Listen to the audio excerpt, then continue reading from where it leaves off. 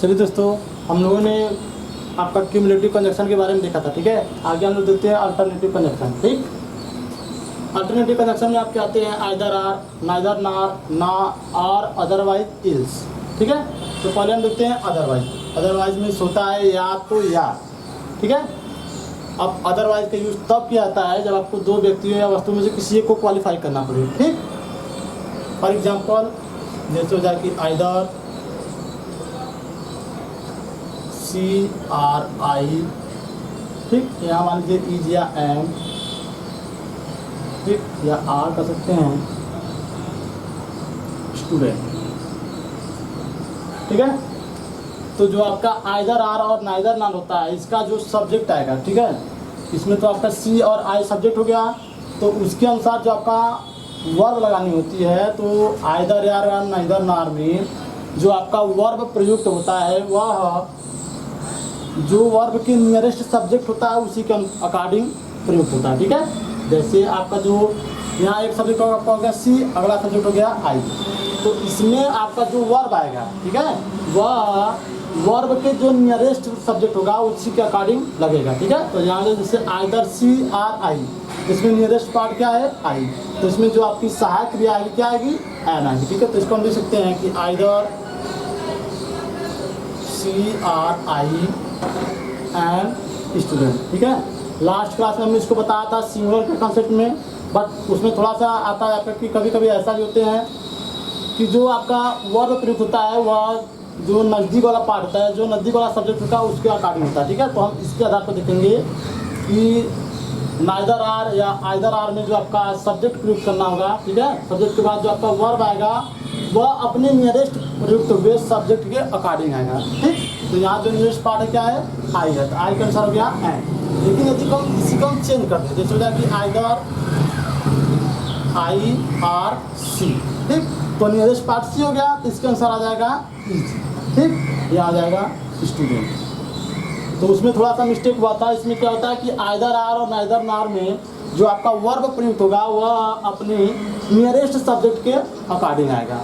ठीक है, और इसका जो पजेसिव आता है जैसे हम लिख दें कि आइदर I और C, ठीक, यहाँ आ जाए इज या एम या आर,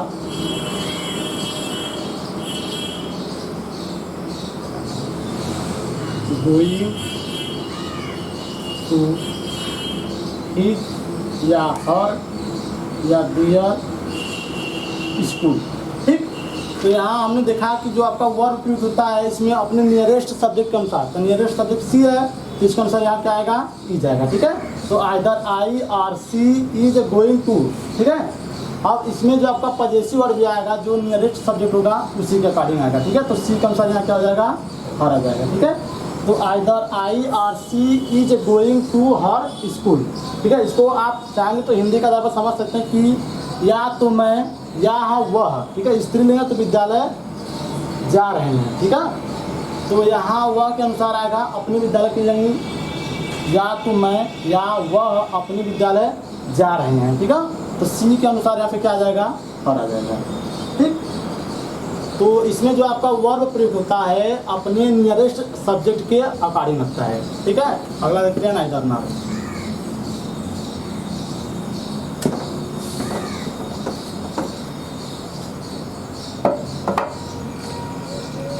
दूसरा आपका होता है नाइदर नार, इसी को नीदर नार भी कहा जाता है, ना तो ना। ठीक, इसमें भी जो आपका वर्ब प्रयुक्त होता है अपने सब्जेक्ट के अपने वर्ब के नियरेस्ट सब्जेक्ट के अकॉर्डिंग आता है। ठीक है, दोनों का कॉन्सेप्ट एक ही है। जैसे हो जाए कि नाइदर यू नार योर ब्रदर। ठीक, ई आ जाए या आर आ जाएगा। ठीक है, ऑनेस्ट। ठीक, नाइदर यू नार योर ब्रदर इज और ऑनेस्ट। ठीक है, तो हमने बताया कि वर्ब के जो नियरेस्ट सब्जेक्ट होगा उसी के अकॉर्डिंग आपका वर्ब प्रयुक्त होता है। ठीक है, तो नाइदर यू नार योर ब्रदर, अब यहाँ ब्रदर है तो क्या जाएगा, इज। ठीक, और जैसे हो जाए कि नाइदर C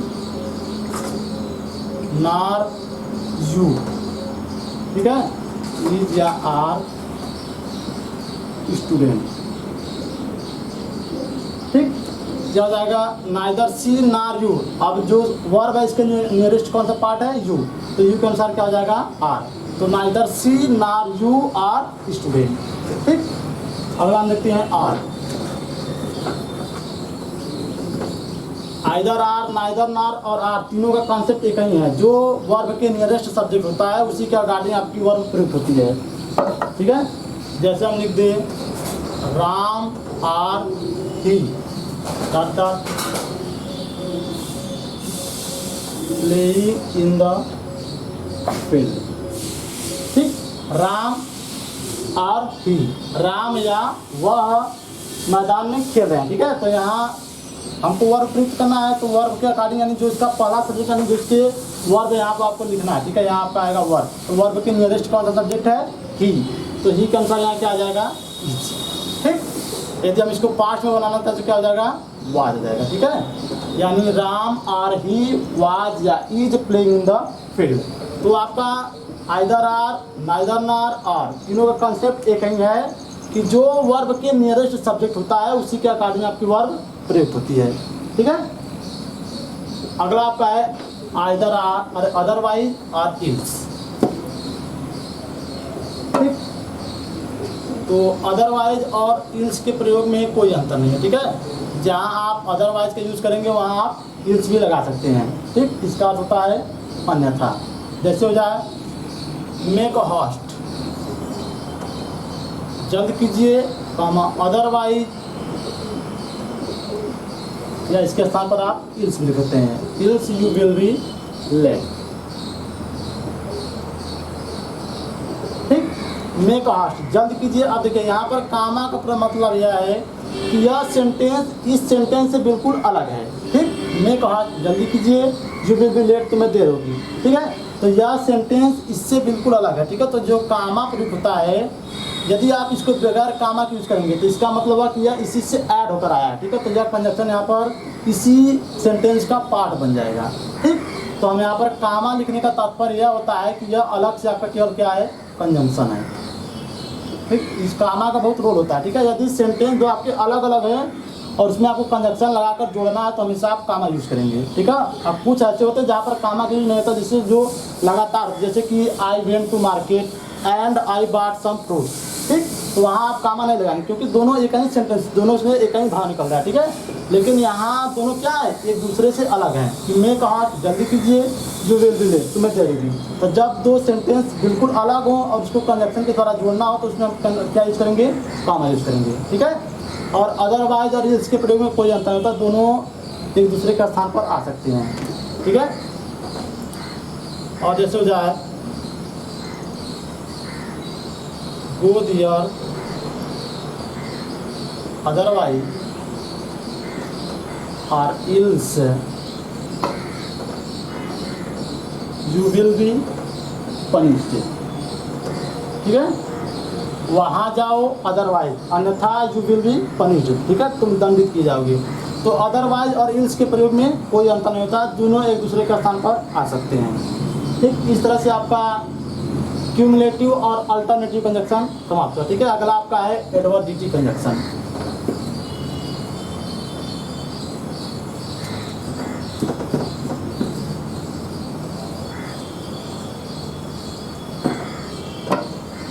अगला आपका है एडवर्बिटी कंजक्शन। ठीक, इसमें आपके आते हैं विरोध करने वाले वर्ड। ठीक है, जैसे आपका आ जाए but, still, yet, whereas, while, nevertheless. ठीक, तो बट मतलब क्या होता है, लेकिन। ठीक है, ये दोनों जो आपके ये वाले कंजक्शन होते हैं ये सेंटेंस में विरोध करने का काम करते हैं। ठीक है, जैसे एग्जांपल समझते हैं कि जैसे होगा कि ही इज पुअर। ठीक, वह गरीब है, बट लेकिन ही हेल्प्स पुअर, ठीक। वह गरीब है लेकिन वह गरीबों की मदद करता है, ठीक है। तो यहाँ जो बट है यहाँ भी आपका कम आ गया, ठीक है, क्योंकि यह आपका अलग सेंटेंस है, यह आपका अलग है कि वह गरीब है, यह अलग सेंटेंस है, आपका क्या कर रहा है, कंप्लीट सेंस दे रहा है, ठीक है, कि वह गरीब है। यहाँ भी आपका ये क्या कर रहा है, कंप्लीट सेंस दे रहा है कि ही हेल्प्स पुअर, वह गरीबों की मदद करता है। तो जब तो आपको दो कोऑर्डिनेट क्लासेज को जोड़ना होता है तो वहाँ आपको कामा के साथ कनेक्शन यूज होता है, ठीक है। यानी यह अलग होता है, यह अलग होता है, तो वहाँ बीच में बट को कनेक्शन दिखेंगे। यहाँ जो आपका कनेक्शन होता है वह कामा के साथ यूज होता है, ठीक है।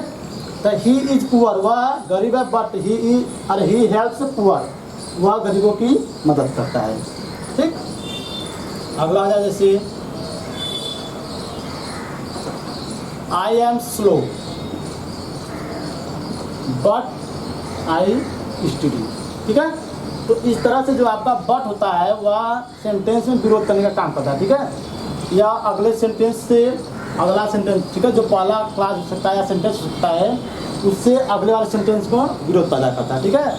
I am slow but I study, ठीक, सॉरी या आई एम स्टडी होगा।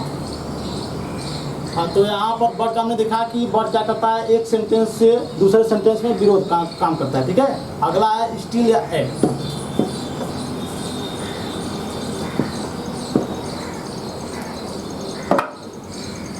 अगला आपको हो जाएगा स्टील या एट, इसके मीन्स होता है फिर भी, ठीक। तो स्टील या एट के प्रयोग में भी कोई अंतर नहीं होता, जहाँ आपका स्टील प्रयोग होता है वहाँ आपका एट भी आ सकता है, ठीक है। जैसे कि he has no chance of success, ठीक, he has no chance of success, still या एट ही प्राइज, ठीक। He has no chance of success, ठीक है, उसके पास सफल होने का कोई भी अवसर नहीं है, स्टील फिर भी ही ट्राइज, हुआ प्रयास करता है, ठीक है। तो यहाँ जो स्टील और एट होते हैं यह एक सेंटेंस में, ठीक है, पहले सेंटेंस के अनुसार दूसरे सेंटेंस में क्या करेंगे, विरोध का काम करेंगे, ठीक है। तो he has no chance of success, still या एट ही ट्राइज, ठीक है। और एग्जाम्पल जैसे हो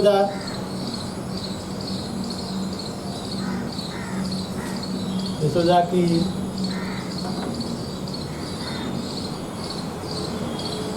सी रीड वेल, एट या still she could not get good marks, ठीक। तो हो जाएगा सी रीड वेल, वह अच्छी तरह पढ़ी, ठीक है, या पढ़ाई की, एट या स्टील, ठीक है, फिर भी she could not get good marks, फिर भी वह अच्छे अंक नहीं प्राप्त कर सकी, ठीक है। तो यहाँ जो एट या स्टील होता है इन दोनों के प्रयोग में कोई अंतर नहीं होता, जहाँ आप स्टील का यूज करेंगे वहाँ पर एट भी आ सकता है, ठीक है। अगला हम देखते हैं नेवरदलेस।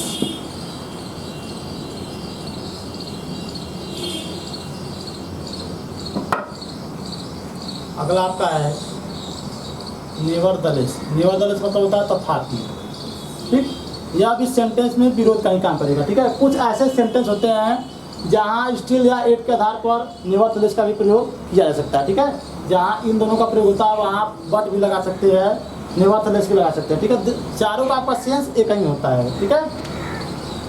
जैसे हो जाए कि India scored 365 in ODI, nevertheless she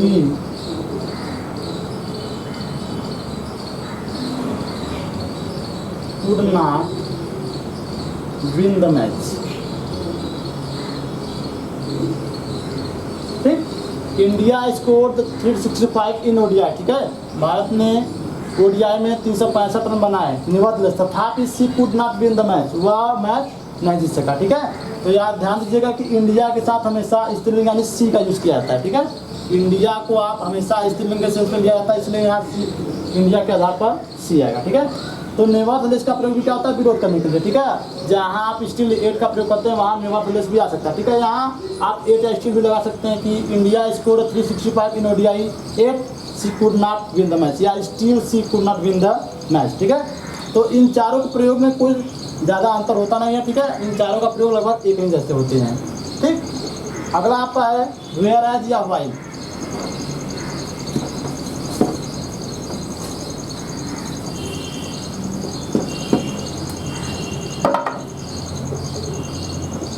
अगला है वेयर एज या व्हाइल। इसके मीन्स होता है जबकि, ठीक है। जैसे हो जाए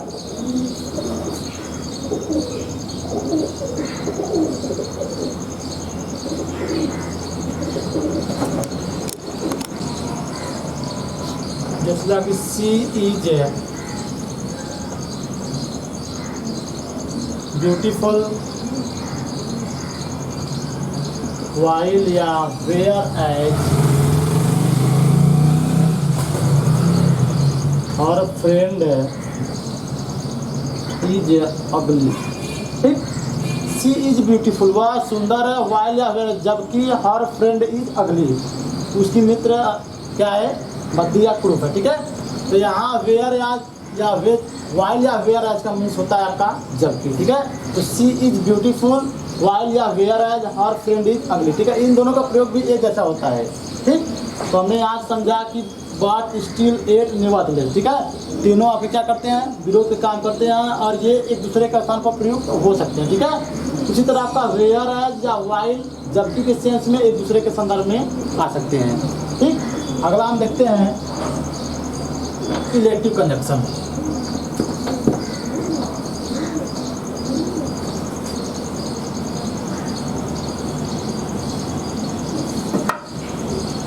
अगला आपका लास्ट है इलेक्टिव कंजंक्शन, ठीक। तो इलेक्टिव कंजंक्शन में हमने आपको बताया था कि इसमें आता है सो,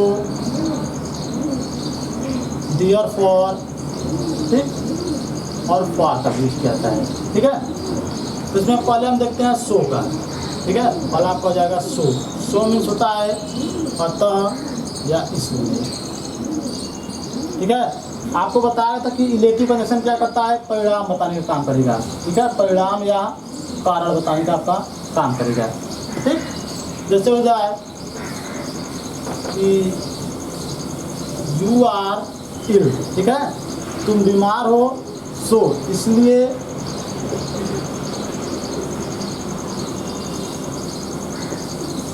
you should not go to school, ठीक है। यू आर इल, तुम बीमार हो इसलिए तुम्हें विद्यालय नहीं जाना चाहिए, ठीक है। तो यहाँ क्या कर रहा है, सो इसका परिणाम मतलब कि बीमारी का परिणाम ये हुआ कि तुम विद्यालय नहीं जा सकते या नहीं जाना चाहिए, ठीक है। इसी तरह हो जाए जैसे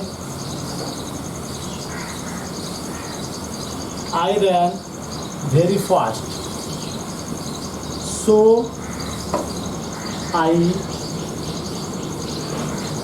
वन द रेस, ठीक है। आई रैन वेरी फास्ट, मैं बहुत तेज दौड़ा, सो इसलिए आई वन द रेस, मैं रेस को जीत गया, ठीक है। तो यह सो क्या करता है, परिणाम बताता है, ठीक है। कभी कभी कारण भी आएगा कि यू आर इल, इसका परिणाम ये हुआ, इसका कारण भी ये सकता है कि तुम विद्यालय नहीं जा सकते, ठीक है। आई रैन वेरी फास्ट, मैं बहुत तेज दौड़ा, सो इसलिए आई वन द रेस, मैं जीत गया, ठीक है। तो यह जो सो होता है आपका सेंटेंस में परिणाम या कारण बताने के लिए प्रयुक्त किया जाता है, ठीक है। अगला आपका है देयरफॉर, ठीक है। तो पहले तो यह है कि सो और देयरफॉर के यूज में कोई अंतर नहीं होता, ठीक है। सो का यूज जहाँ होता है वहाँ देयरफॉर का यूज भी किया जा सकता है, ठीक है। देयरफॉर आपका एडवर्ब भी होता है, तो जब यह एडवर्ब के रूप में प्रयुक्त होता है तो वह अगले क्लास के सब्जेक्ट के बाद, ठीक है, अगले जो आपका जैसे यहाँ पहला क्लास हो गया तो अगला क्लास में तुरंत नहीं आएगा देयरफॉर, सब्जेक्ट के बाद कामा से सेपरेट करके देयरफॉर लिखा था, ठीक है। तो वहाँ वह एडवर्ब काम करता है। लेकिन आपको पढ़ना है कंजक्शन, तो जहाँ सो है आप यहाँ देयरफॉर का यूज भी कर सकते हैं, ठीक। जैसे अलग से एग्जाम्पल लिख लिया जाए कि ही वाज गिल्टी, ठीक है, वह अपराधी था, देयरफॉर ही वाज पनिश्ड, ठीक है। ही वॉज गिल्टी, वह अपराधी था इसलिए उसे दंड दिया गया, ठीक है। तो जहाँ देयर फॉर का यूज होता है वहाँ सो का यूज भी किया जा सकता है, ठीक है। क्योंकि हम जानते हैं कि रिलेटिव का जैसे मतलब परिणाम बताना, अब परिणाम बताने का काम सो भी करता है, देयर फॉर भी करता है, तो आप इन दोनों में से किसी का भी यूज कर सकते हैं, ठीक है। अगला बचा आपका फॉर। फॉर आता है सेंटेंस में क्योंकि के अर्थ में, ठीक है। क्योंकि का एक दूसरा मीनिंग होता है बिकॉज, तो आपका जो बिकॉज होता है वो आपका होता है सबऑर्डिनेट कंजक्शन। हमको पढ़ना है कोऑर्डिनेट कंजक्शन, तो कोऑर्डिनेट कंजक्शन में फॉर क्योंकि के सेंस में आता है।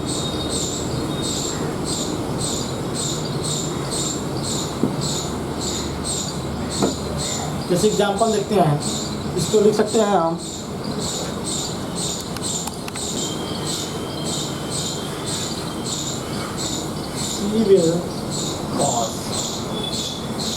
She will pass for she works hard, ठीक। सी विल पास, वह पास होगी या सफल होगी, फॉर क्योंकि सी वर्क्स हार्ड, वह कठिन परिश्रम करती है, ठीक है। तो यहाँ कामा के साथ फॉर का अर्थ होगा क्योंकि, ठीक है। तो यह विकास के सेंस में आता है, लेकिन कोऑर्डिनेट कंजक्शन में आपका फॉर यूज किया जाता है, ठीक है। तो सी विल पास फॉर क्योंकि सी वर्क्स हार्ड। अगला एग्जाम्पल लेते हैं,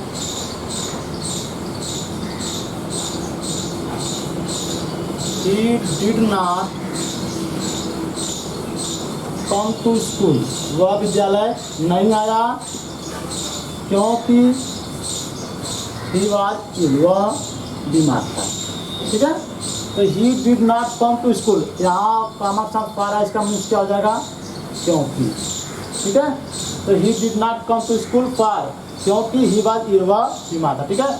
इस तरह से हमने देखा कि जो आपका कोऑर्डिनेट कंजक्शन था उसके हमने 4 पार्ट को अध्ययन किया, ठीक है। अगला आपका जो टाइप होता है कंजक्शन का, वो होता है आपका सबऑर्डिनेट कंजक्शन, ठीक है। तो सबऑर्डिनेट कंजक्शन आपके 8 प्रकार के होते हैं।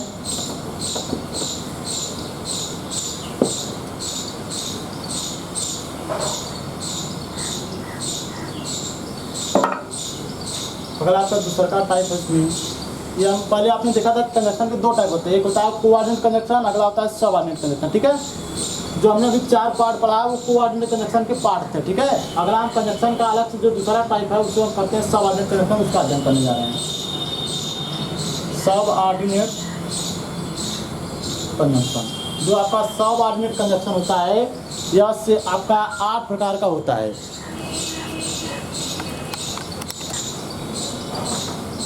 तो 8 टाइप हम देखते हैं। पहला आपका होता है कंजंक्शंस ऑफ टाइम, दूसरा आपका होता है कंजंक्शंस ऑफ रीजन, तीसरा आपका हो जाएगा कंजंक्शंस ऑफ रिजल्ट, ठीक।